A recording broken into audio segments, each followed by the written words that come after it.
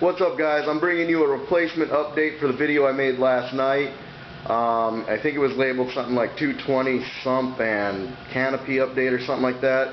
The video was terrible. You couldn't see what I was trying to show you down here in the sump, so I'm going to go ahead and remake this. So if you guys have already watched that other video, thanks for watching this one again. Hope you get a better idea of what I got going on here now that I got a light under here. It's a little homemade light. It's a piece of shit. It's not staying on here. But anyways, there's the other sump. I'm sure you guys got a good look at that. That sump ran very loud. Old school wet dry trickle filter, but I ran it differently. Anyways, I'm going to get right into it. My lights are off in the tank. My tank's nighttime. So anyways, I'll start off with the canopy.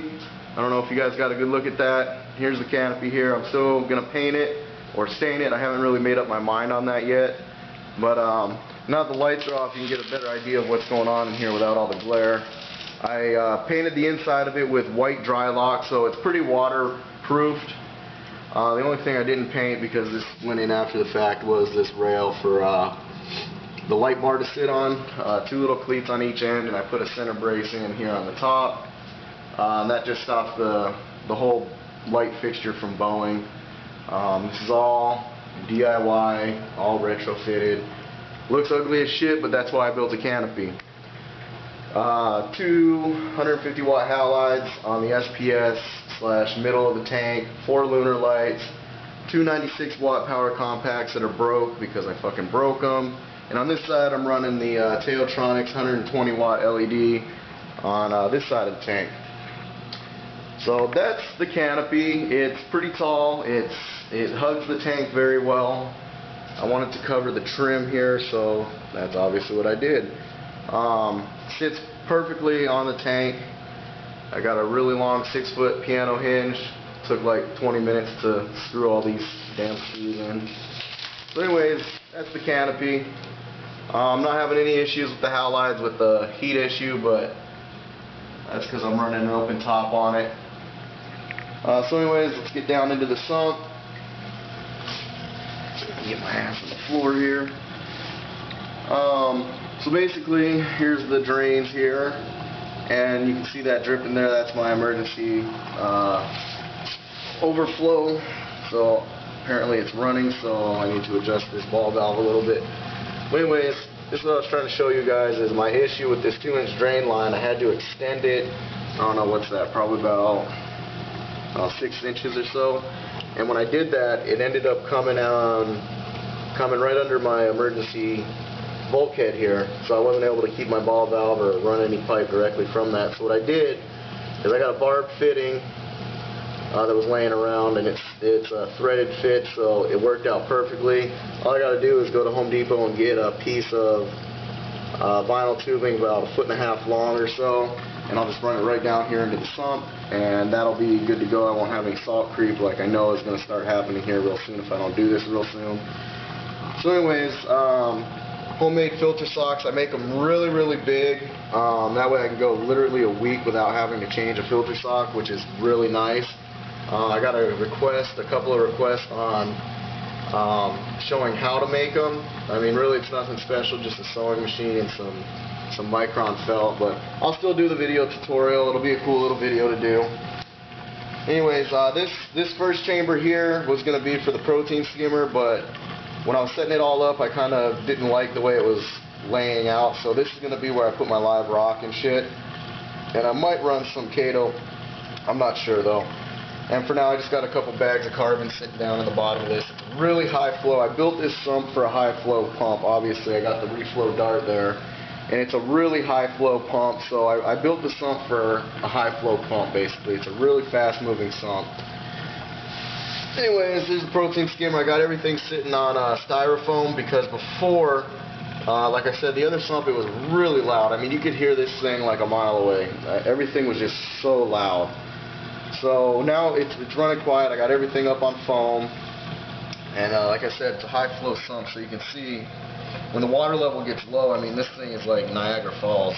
So I'm keeping the water level there, and as you can see, the sensor for the auto top off. Fosband reactor is running. I don't know if you can see the media tumbling. But the Fosban reactor, here's the line coming out over the sump into this ball valve here, and I got that adjusted, and that's running off of a reef flow pump. And I built this little get up here for the reef flow pump. This is a 2x4, and then what I got is a couple of 1/4-inch pieces of plywood scraps that I had, and used that as the base. And what I did is I loaded it up with literally, I don't know, 1/2 inch or so of sticky foam back rubber or foam or whatever. I don't know. There is zero vibration coming off of this. It's real squishy. So good for the pump, good for the noise level. Happy wife. I only hear a little bit of a hum off of this pump now. This also used to be really loud, but that's because it was sitting on the metal stand here that I had cut out. So it was real loud, it rattled a lot, and wasn't making the wife happy. So anyways, this is my auto top off bucket. It's a 5-gallon Home Depot bucket. Obviously it looks like I got to fill it up some. And that line's running over here. I got it zip tied down really snug, because what I don't want, or what anybody doesn't want to do, is have this line submerged into the sump. Because what will happen is the first time that auto top off kicks in and that line's submerged underwater, what's going to happen, and especially if it's deep, you're going to be really screwed. If you just lay the line like at the bottom of this sump, what's going to happen is when that pump turns off, you're going to get a siphon back to your auto top off bucket. And like I said, if you got the hose really deep, you're going to end up siphoning this entire sump down, and you're going to have a mess on your hands until that sensor picks up that the sump is low. Then what will happen is you'll end up getting like this back and forth on off with the pump all day long, with this siphoning and then filling, siphoning, then filling, and you're going to wear the pump out, or something's going to fail.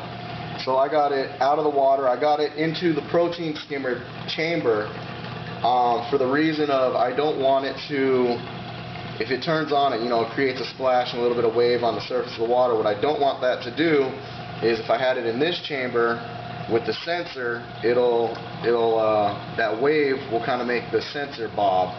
So having it over here, it stops that sensor from bobbing, and everything stays nice and calm on this side. So anyways, let's see.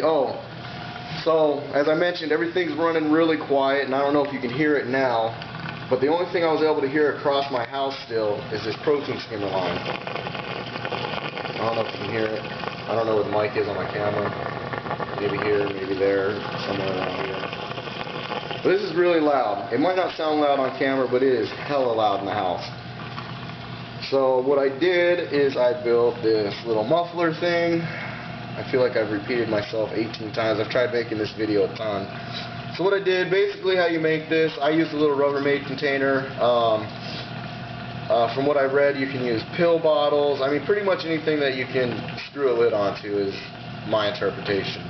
So anyways, what I did is I drilled a hole in the bottom here for the airline tube to slip in to this container, and then drilled another hole off center here, and then stuck another small little piece of tube into the cup. Probably not going to be able to see it, but you get the idea. And this is a twist lid, so I can get it real tight. So anyways, and it works. I've used it already. Kind of ruins the surprise from the video that I screwed up last night. But let me put it on here. Now you get another listen to this pipe.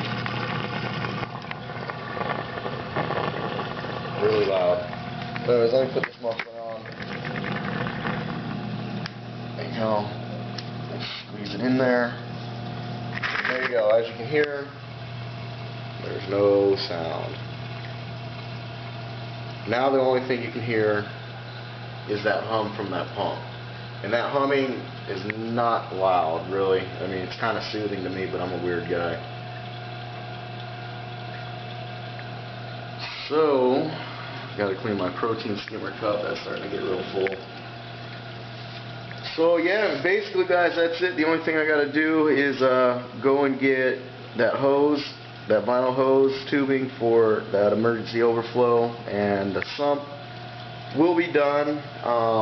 Minus putting the live rock rubble in here, but I'm in no hurry for that. I got 300 and some pounds in the tank, so I'm not completely worried about that. I'm more worried about, you know, having the rock down here so I can get my pod population booming real good. But I mean, like I said, up in the tank it's doing real good. I got a fat happy mandarin that I've had for over 7 months. So anyways, that's that. The next project that I'm going to do, like I said, one of them will be on building those filter socks or making the filter socks.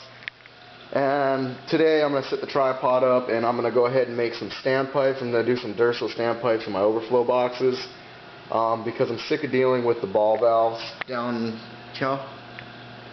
To keep the water level at a consistent level, it's just driving me ape shit. So I'm just going to do some Durso standpipes and not have to worry about it ever again. So anyways, here's the nighttime look of the tank.